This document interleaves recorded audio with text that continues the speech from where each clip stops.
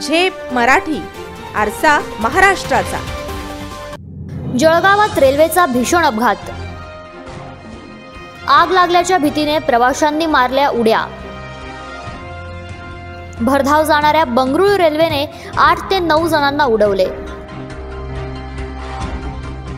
जळगाव जिल्ह्यात रेल्वे अपघाताची मोठी घटना समोर आली आहे। पुष्पक एक्सप्रेस ही आपल्या रोजच्या वेळेत दुपारी मुंबईकडे निघाली।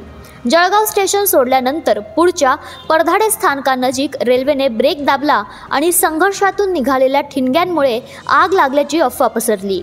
इंजिन नजीकच्या डब्यातील काही प्रवाशांनी रेल्वेला आग लागली असे ओरडत जीवाच्या भीतीने घाबरून डब्यातून प्लॅटफॉर्मच्या विरुद्ध बाजूला उड्या मारल्या। त्याचवेळी नजीकच्या रुळावरून कर्नाटक बेंगळूर ही रेल्वे वेगाने धावत होती।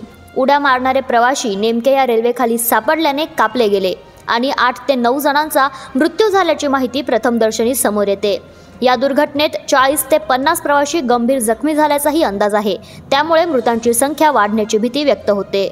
या घटनेची चर्चा वाऱ्यासारखी सर्वदूर पसरली। खरं तर पुष्पक एक्सप्रेसचा अपघात झालेला नाही, केवळ आगीच्या अफवेने प्रवाशांनी भीतीपोटी उड्या मारल्यामुळे ही दुर्घटना घडली आहे। त्यामुळे सुदैवाने मागील डब्यांमध्ये बसलेल्या प्रवाशांना कोणतीही इजा झालेली नाही। अशाच वेगळ्या आणि ताज्या बातम्यांसाठी पाहत रहा झेप मराठी, आरसा महाराष्ट्राचा। संपादक प्राध्यापक अनिल चव्हाण, धुळे।